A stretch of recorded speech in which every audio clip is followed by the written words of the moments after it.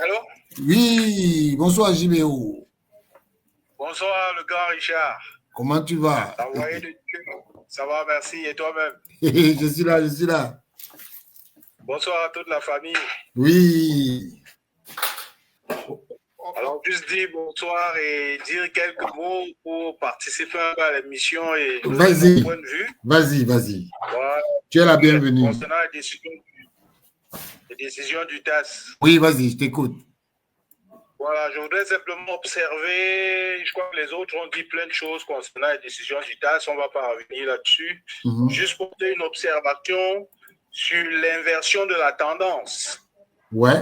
On va observer que désormais, sous Samuel Eto'o, toutes les affaires qui ont été portées au TAS par les belligérants là qu'on connaît. Moi, j'aime pas citer leur nom, hein. Ils valent pas la peine. C'est vrai, tu as raison. Toutes les affaires portées contre lui, contre la FECAFOOT. Je ne voudrais pas stigmatiser Samuel Eto'o. Portées contre la FECAFOOT. On connaît un dénouement malheureux pour eux. Contrairement à ce qui se passait sous Sédou Bombo Njoya, sous Tombi Aroko, et sur les personnes qui l'ont procédé. Ça relève de quoi? Ça traduit quoi? Ça traduit quelque chose. Ça traduit que désormais, on a à la tête de la fédération un exécutif qui est structuré et qui fait les choses correctement. Parce que je peux vous dire que à la moindre faute,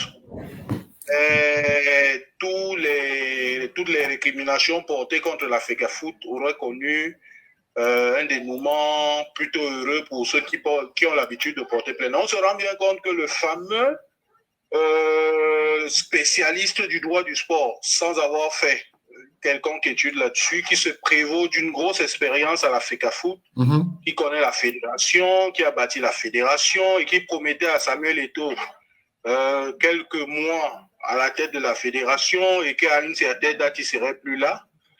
On se rend bien compte que ce mec ne connaît plus le droit. D'ailleurs, on a l'impression que c'était une grosse forfaiture.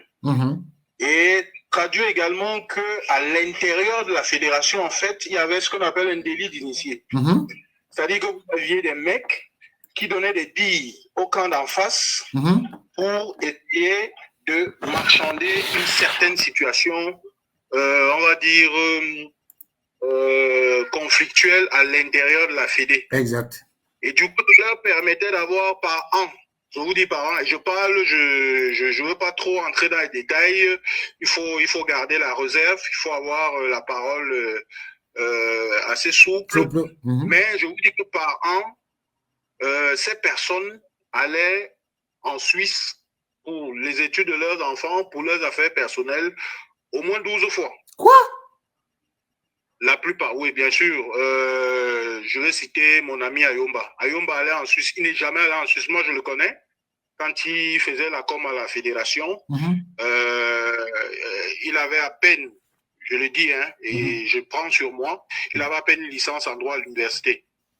Et depuis, il est devenu, je crois, docteur de quelque chose. Il allait en Suisse au moins 12 fois par an pour des affaires, pour soit dit en passant, défendre la FECAFOOT contre les belligérants, Abdourahman Amadou et les autres qui, à la moindre virgule, faisaient une requête au TAS pour X ou pour Y. Wow. Ça, je n'invente absolument rien. Les traces de voyage sont là, les dépenses de la Fédé sont là. Les gars avaient élu domicile quelque part en Suisse là-bas et ils y allaient régulièrement. J'oublie son nom là, il avait une radio, un ancien membre Canon, Nyassa Soleil. Une radio là. Comment? Nyassa Soleil. Nyassa Soleil. Voilà, Nyassa Soleil faisait ses vidéos au TAS à Genève régulièrement. Vous pensiez qu'il allait comment? Il allait pourquoi? C'était dans le cadre de la même mission. Donc désormais que les choses sont normalisées et que les choses se font bien, vous verrez que toutes les décisions relevant de conflits portés au TAS seront réglés de manière correcte et la fédération perdra très peu, on va dire, de procès. Voilà, tout à fait. Voire même ne perdra plus. Pourquoi? Parce que les gars, ils se donnaient de la main gauche et de la main droite Et puis, ils nous enfumaient sur les plateaux de télévision et tout. Et on avait l'impression qu'il y en avait qui savaient lire le droit et que d'autres ne savaient pas lire le droit. Il y avait un gros délit limité. Je n'ai pas envie de citer Akwe Domingo avec qui tu as parlé il y a quelque temps. Oui. On parlera de lui beaucoup plus tard de manière détaillée parce qu'à l'époque, quand il avait Jeunesse Star, moi je jouais dans Dragon. Je jouais dans Dragon de Yaoundé de mon ami comme Max. J'ai arrêté de financer comme ancien joueur Dragon justement à cause du fait que une personne intellectuelle rentre dans les débats vraiment presque d'escroquerie et de mauvaise foi, alors qu'on aime tous le football et qu'on essaie de faire des choses bien. Donc je pense que cette tendance à perdre les procès va certainement les décourager. On voit la vraie valeur aujourd'hui de notre ancien président de Astre et nouveau président de New Star. On voit la vraie valeur des uns et des autres. Et moi, je suis au Cameroun et je vois aujourd'hui que les clubs amateurs, notamment le club de notre ami Akwe Domingo, n'a plus pignon sur rue. La gestion au quotidien est difficile parce que l'étang a été asséché. Ah ouais. Et on sait tous que quand l'étang est asséché, il y a des poissons qui meurent par asphyxie. Il y a d'autres qui se font prendre dans les filets de pêche, dans les voilà.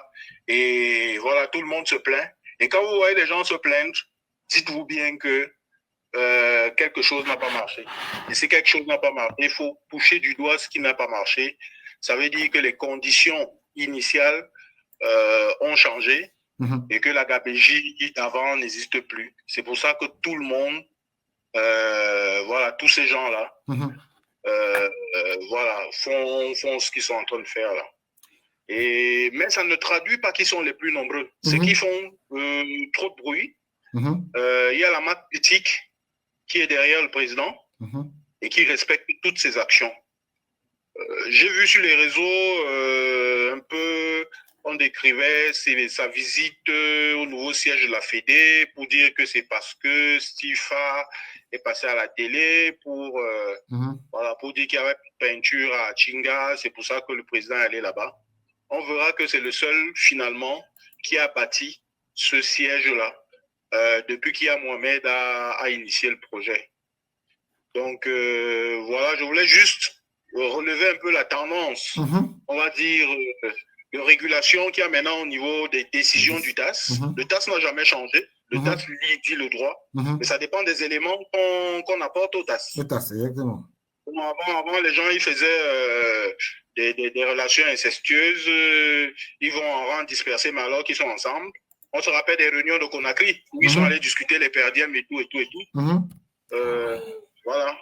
Donc, je relève que les choses ont changé et on a tout intérêt à encourager le président pour qu'il continue à normaliser. Je crois qu'au bout du deuxième mandat du président, vraiment, la Fédé sera propre. La Fédé sera propre. D'accord.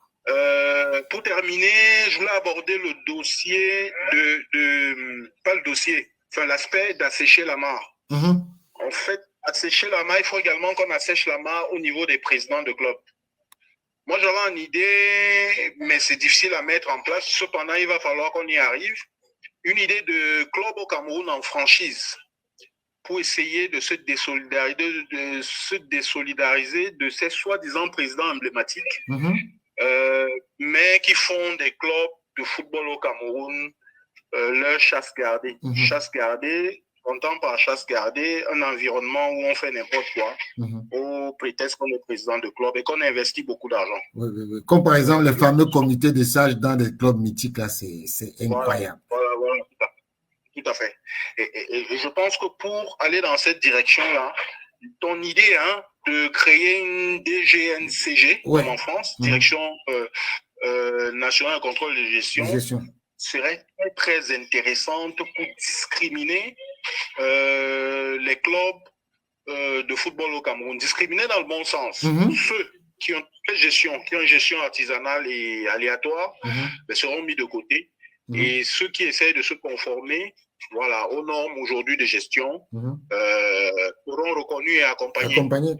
Et maintenant, l'esprit de franchise, c'est quoi? L'esprit de franchise, c'est essentiellement le merchandising. C'est-à-dire que y a des gens qui ont des sous, mais qui veulent investir leur argent dans des environnements propres, des environnements propices à la prospérité.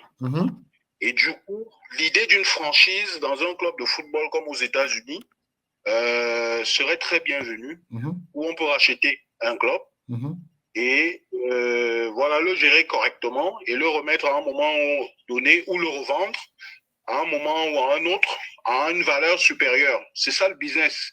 Et ça va encourager la bonne gestion, ça va encourager le branding, ça va encourager pas mal de choses, l'épanouissement des jeunes et la valorisation du football camerounais. Mais n'oublie pas que Manchester City, c'est une franchise parce qu'ils sont dispersés par tout le monde et on voit la réussite. Bien sûr, bien sûr. Très peu de gens savent que le club de Troyes, c'est un des membrements de Manchester City. Exactement. Et voilà, tout à fait. Et il y a plein de petits clubs comme ça, même des clubs amateurs, qui appartiennent à Manchester City et qui constituent le trust de Manchester City dans le football. Aujourd'hui, le football est moderne. Exactement. Strasbourg fait partie de cette consorting-là. Voilà. Et la personnalisation d'un club de football, ça n'existe nulle part, sauf au Cameroun, où un président peut se prévaloir d'être propriétaire d'un club. Un propriétaire, c'est un propriétaire. Président, c'est un métier. Exact. Et ça me permet d'aborder un autre sujet. Mais je sais que les présidents, là, ils seront réfractaires. En fait, pour les aider un peu, il faut les former au métier de président de club. Je crois que lors des futures émissions, il faut qu'on parle un peu de la structuration d'un club de football parce que notre famille là, a aussi un but didactique parce que les gens pensent qu'on parle, seulement on parle, mais ils ne savent pas qu'on connaît voilà, le football de A à Z. Parce que dans un club de football, le rôle de président, c'est un métier. Il doit avoir un salaire à la fin du mois et pour avoir un salaire, il doit avoir des recettes. Il doit générer lui-même son propre salaire et à la fin, pouvoir dégager des bénéfices voilà, pour pouvoir renflouer le budget des années à venir. Mais moi, je retiens déjà ton sujet sur la formation, sur le projet de football. Et on va parler de ça lundi. Comme ça, moi-même, je vais t'appeler et tu vas participer au live. Tu vas nous aider.